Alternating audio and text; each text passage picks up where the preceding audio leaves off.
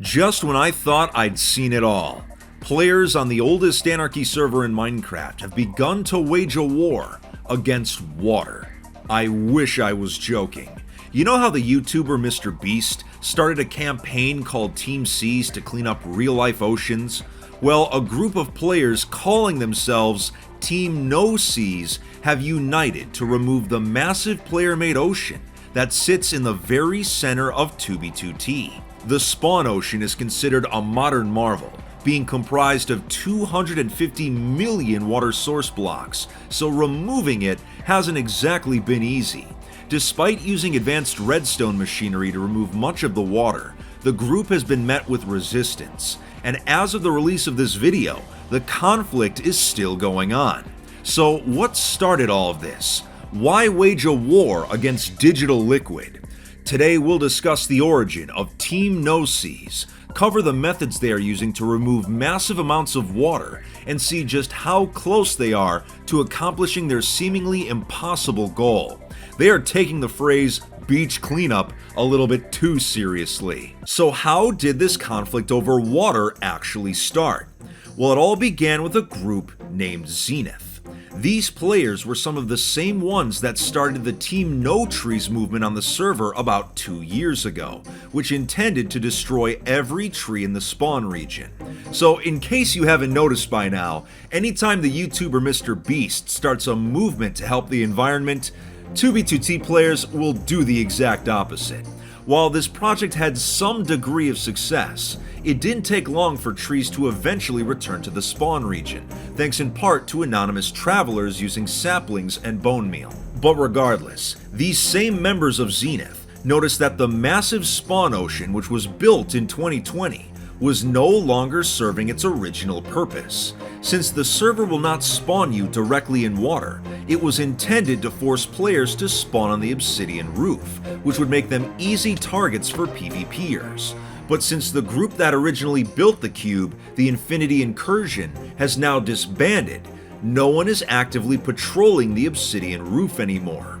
Members of Zenith noticed that players would spawn on the roof, find a hole, and drop down into the water and swim to safety. This allowed them to bypass some of the more hazardous terrain that 2b2t spawn is traditionally known for.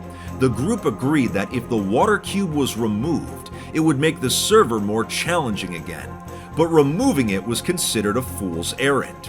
It contained over 250 million water source blocks. It's hard to picture how massive this actually is unless you actually experience it in person. If you start from the bottom, assuming you have no gear, it's nearly impossible to reach the top without drowning. But the members of Zenith knew that by themselves, they would not be able to remove the water. It would take a coordinated effort from many different players to eliminate it. But how could they convince people to sign on to what was seen as a monumental task? If they had more workers, it was doable, but they needed something that was going to motivate people to join their efforts. Well, on October 29th, 2021, that motivation came in the form of MrBeast revealing his Team Seas project to help eliminate millions of pounds of trash from the oceans in real life. The very next day, Team No Seas was officially founded, and the group began attempting to remove the massive spawn ocean. At first, their redstone designs were not exactly efficient, but one of the members of Zenith, a player named Robert, had come up with a more advanced design. It could eliminate large amounts of water source blocks at once. After proving how effective they were, the group began a massive advertising campaign to attempt to bring in new workers. Pretty soon they had a total of 110 people working on the project. But even with a large group of players, removing the water was no easy task. The ocean at spawn went from bedrock almost up to build limit. Even under ideal conditions, progress was going to be slow. Parts of the water cube had to be sectioned off so that machines could work properly. This required a large amount of obsidian. It was obtained by mining duplicated ender chests. An entire shulker full of them, which could contain over 13,000 individual pieces of obsidian, could be completely used up by the group in less than an hour, That's a lot of obsidian to burn through. Even when things were running smoothly, the group had to deal with players that were attempting to sabotage them. Many of these disruptors were random players or splinter groups from larger factions, but they informally called themselves Team C's to protect the ocean. So now the conflict was set in stone. It was Team C's versus Team No C's, a war over water. Not only did their new rivals stop their machines, but they would also place blocks of ice and then break them to create new water source blocks, replacing the ones that were lost. It's hard to say who the actual griefers are in this situation due to the complexity, but let me put it like this. The spawn ocean was built as a way to grief new players, yet removing it could also be considered a form of griefing, and sabotaging the machines removing the water also qualifies as griefing. So at the end of the day, it's griefers griefing griefers, a tale as old as time. This back and forth between the two groups was expected, but it made Team No-C's original plans more challenging. Instead of being able to eliminate the water in a clear and systematic pattern, the sabotage attempts forced them to remove sections at random, which gave the areas a very chaotic appearance. They had to remove water starting with the top layers and then work their way to the bottom. They could not remove an entire chunk of water in one go, which forced them to remain in specific areas for long periods of time. This in turn made them more vulnerable to attacks. All of these factors combined should give you an idea of why progress was so slow.